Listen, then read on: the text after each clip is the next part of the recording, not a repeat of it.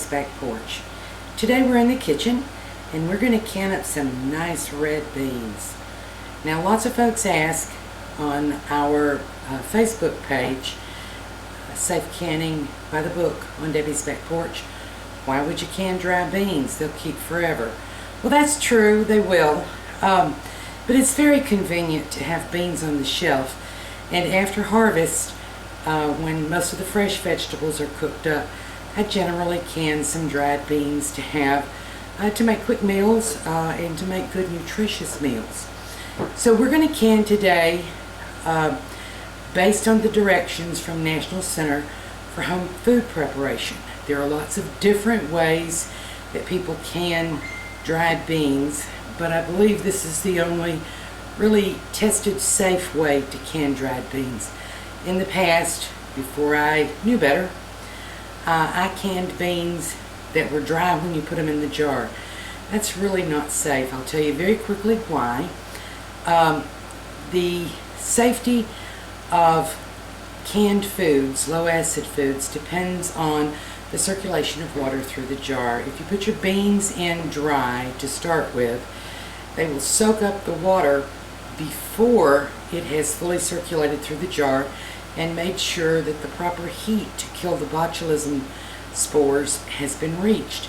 So because I feed food to family I love, I feed my canned food to family and people I love, I follow the safety rules, and I'm going to show you how to do that. Now there's some preparation work involved, and I'm not going to make you sit through all that because it actually took a little while. My handy dandy prep crew, moi, has done that already for you, and I'll show it to you very quickly. Prep crew, take it away.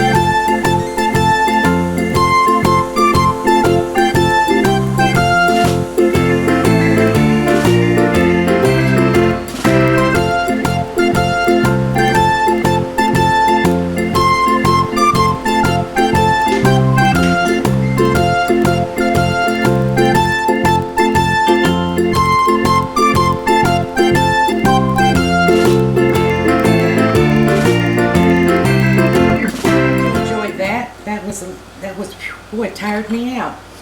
So now we're ready to can these up. I have my beans that have been boiled for 30 minutes. I have my vinegar ready.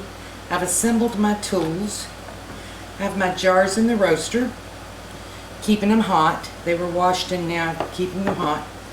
I have my Tattler lids and rings down in the heat. Unlike ball lids, the Tattler lids do need to be simmered. They need to be warm when you put them on. So I'm going to work quickly, as always, as you should when you're canning.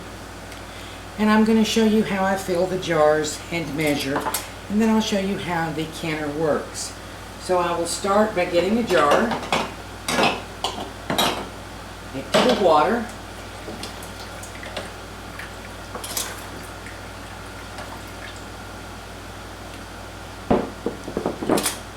my funnel. This funnel measures the 1-inch head space necessary. You can see that. I fill the jars. Now these are the beans that I've prepared. I showed you in the preparation. I fill the beans loosely. The National Center for Home Food Preservation, I think I said that wrong earlier, says that you get 7 quarts from 5 pounds. I always get way more than that. partly because I'm very careful not to overfill, and because I don't pack, and I don't fill the beans all the way to the top. I did that time though, didn't I? Let's get that out. Not paying attention. I just get so excited when you're here, I forget what I'm doing. When I'm doing dried beans, I only fill them, ooh, that's hot, to the shoulder. Now, I put my liquid to the proper head space, but no matter how often I do beans, I have some that soak up more water than you intended. And you don't want the dreaded bean brick. So I don't fill them all the way to the top, but I do put my water to the proper head space of 1 inch, which is really easy on a regular mouth jar because it's at the beginning of the rings. So there we go, 1 inch. I can test that with my handy dandy debubbler tool. Let's make sure we get the bubbles out.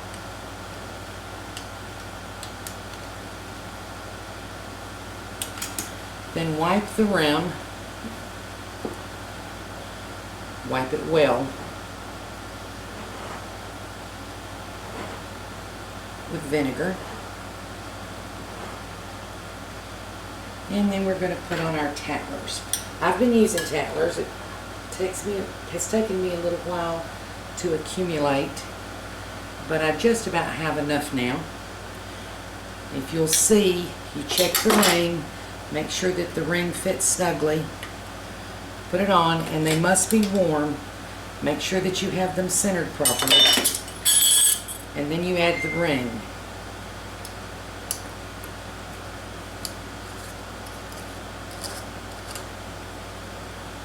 Finger tight. And then with Tattlers, these are the old style, you back off 1/4 of an inch. That was loosened 1/4 of an inch in the canner.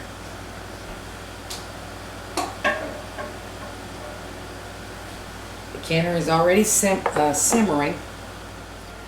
Okay, I have all 7 jars, and I have 6 quarts and 1 1.5 pints. I do that because I'm using Golden Harvest jars, and sometimes I have trouble putting 7 in. The heat is up high. We're going to close this now. This is an All-American 921, and you close on opposite sides. When we come back to the venting and the adding the weight, I will talk through with you the canning process and hopefully show you how to find your sweet spot. We'll be back. It's a little hard for you to see, but we have a plume of steam coming out the vent port right there. So we're going to set our timer now for 10 minutes, and I'll be back. Okay, the timer has gone off. Now's the time to put our weight on. My altitude calls for 10 pounds. You need to check your own altitude. The All-American has both a gauge, a dial gauge, and a weighted regulator gauge. So I go by the weighted regulator gauge. I'm going to try to show you how to find the sweet spot on your own stove. The sweet spot, in case you don't know, is the point at which you maintain pressure without too much heat, with the least amount of heat possible. That's one of the tools you use to try to eliminate siphoning. I think we all have siphoning. I fight against siphoning. Sometimes I get it, sometimes I don't. But I get it much less now than I did when I first started years ago. And one reason is because I think I found the sweet spot on my stove. So when our weight starts rattling, I'll come back and show you how. Okay, I'm back because I can tell that the rattler is just going to start. If you can see, we're on 11 pounds, just coming up on 11 pounds, and that's when it starts to rattle. As soon as it starts to rattle, I'm going to turn down my heat, sorry for the jiggling, immediately to 5. I know because that's about where my sweet spot is. It's just a little above it.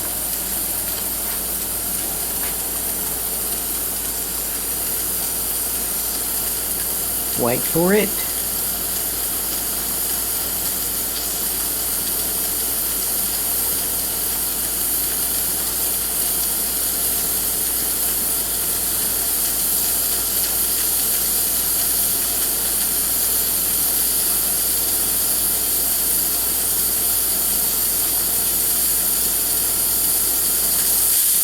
Okay, I'm turning my heat down between 4 and 5. I'm going to wait just a second. Actually, I'm going to wait just a minute. And then I'm going to set my timer. Our goal here is, again, to maintain the 11 pounds pressure. That's with a 10-pound weight at the lowest possible heat. Okay, there we go. Looks like we're very close to our sweet spot. I'm going to set my timer for 90 minutes and let it go.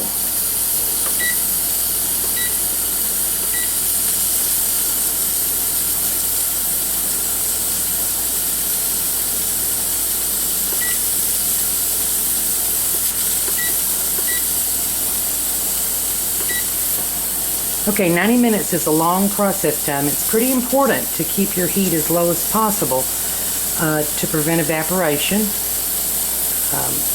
If I find that we're rattling just a little bit too much, I can come and turn it down some more. With a long process time, that sometimes happens. But if you'll notice, we're maintaining 11 pounds. We have an occasional rattle, couple times a minute, and so we are good to go. I'll come back later. Okay, chicken one more time.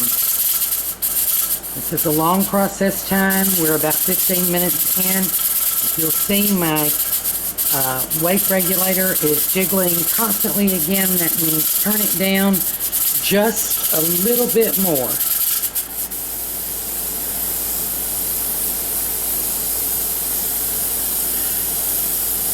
Still maintaining constant pressure,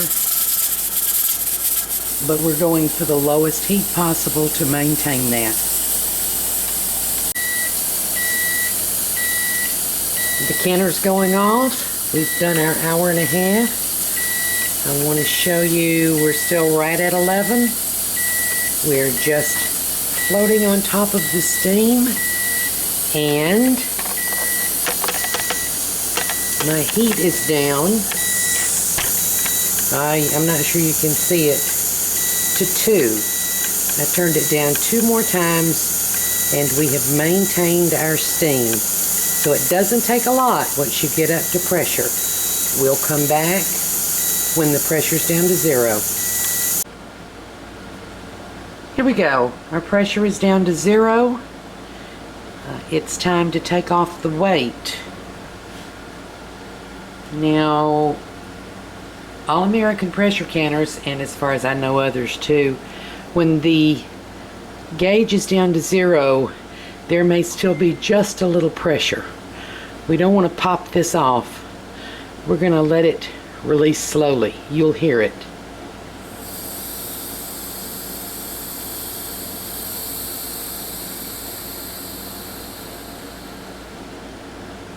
Not a whole lot left there.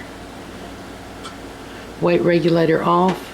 We wait 10 minutes to take the lid off. Jar's ready to come out. fully depressured. We've let it cool. I always get a little excited at this time because I want to see how they look, how well they did. As I said earlier, everybody deals with a little bit of siphoning, or everybody I know. Open away from you.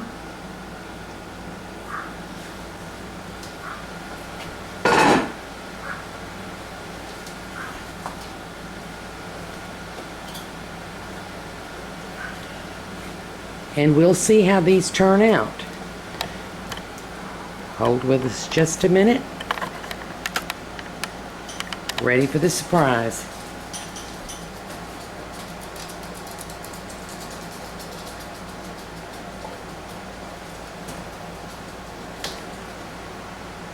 I'm showing you this part because Tattlers are a little bit different.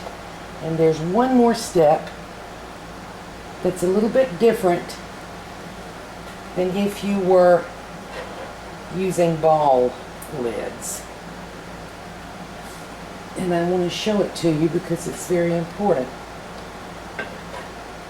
I'm using the old style Tattlers.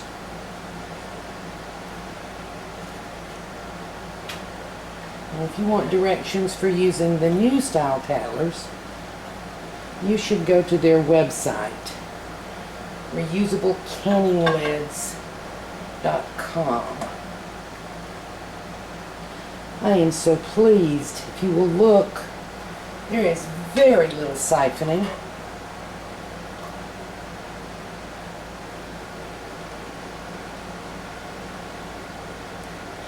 Now I'm going to switch over. I'm going to show you this extra step with Tattlers. You never do this with ball.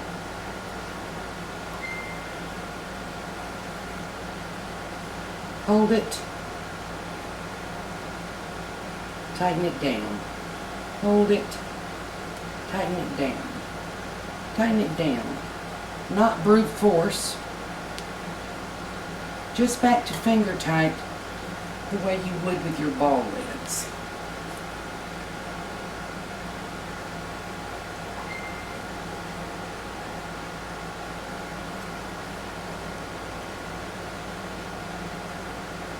We will now leave these.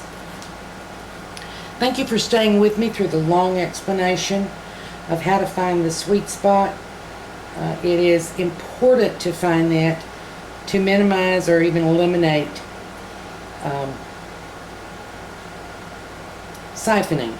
And you can see there is very little siphoning here, a little in that jar, and a little in that jar. Very, very little.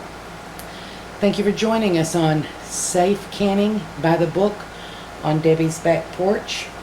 I will post a photo of these at the end of this video, and I will also post the link to the National Center for Home Food Preservation's instructions for properly canning dried beans. Thank you.